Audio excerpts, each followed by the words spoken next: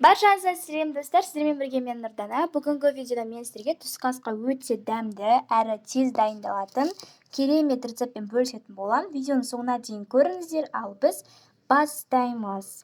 Ең бірінші керекті заттар бізде болгарский, және де оны ішін тазалап аламыз, картоп, және де пияздың сыртын ашып, жақсылап жуып аламыз ыдысымызға салып. Одан кейін бағанағыдай баклажан және де қызанақ, одан соң барып чеснокты да салып, барлығын жуып дайындап аламыз турауға. Және де мен бұл рецепті духовкада түсіретін боламын. Ең бірінші пиязды осылайдан турап аламыз, әдемілеп жұқалап. Барлығында осындай бөлшектерге бөліп алыңыздар. Одан кейін барып, біз табамызға алдын ала сұйық май құйып қойыңыздар. Одан соң барып, осылайдан салып бастаймыз. Осылай пияздарды саласыздар, жайып жан жағына. Содан кейін баклажанды осылайдан турайсыздар дөңгелектеп.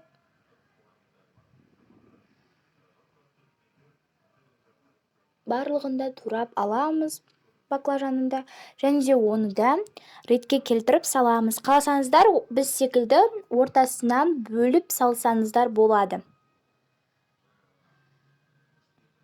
Осылай реттеп, әдемілеп салсаңыздар болады. Және де бұл жердегі өлшемдерді де өздеріңіз білесіздер, бәрі өз қалауларыңызша. Алдын ала духовканы қыздырып қоюды ұмытпаңыздар. Міне достар, осылайдан барын турап алдық. Одан кейін қызанақты да турап аламыз. Тазалап алуды ұмытпаңыздар, алдын ала жуып алыңыздар бүкіл біздегі осы жердегі азық-түліктің барлығында. Мінекей осылайдан барлығында турап аламыз қызанақтың да.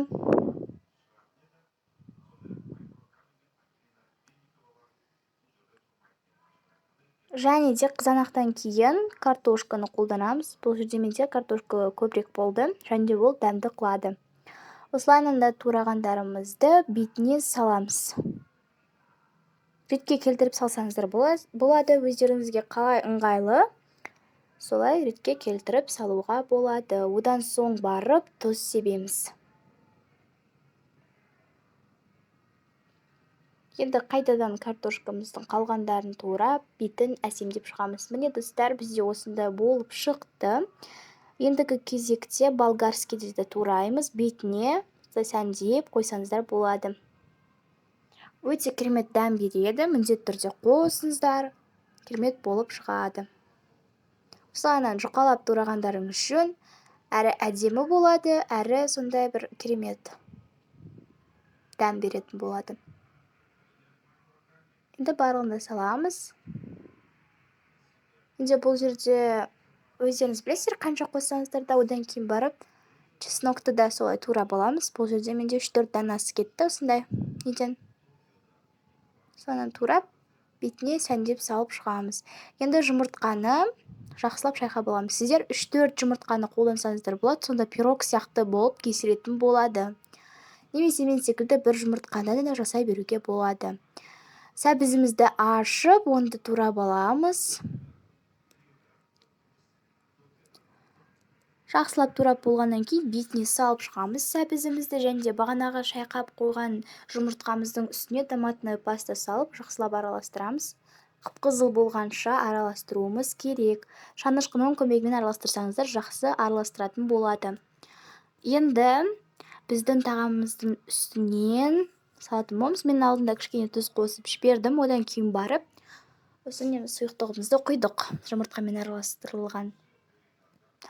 Барлығын құйып шығамыз, және де духовкаға саламыз. 1 сағаттай пісіп шығу керек. Мінекей достар, бізде дайын болды, міндетті түрде дайындап көріңіздер. Рецепт соңына дейін қарағандарыңыз үшін көп-көп рахмет. Лайк басып, комментарий жазуды ұмытпаңыздар. Сау болыңыздар!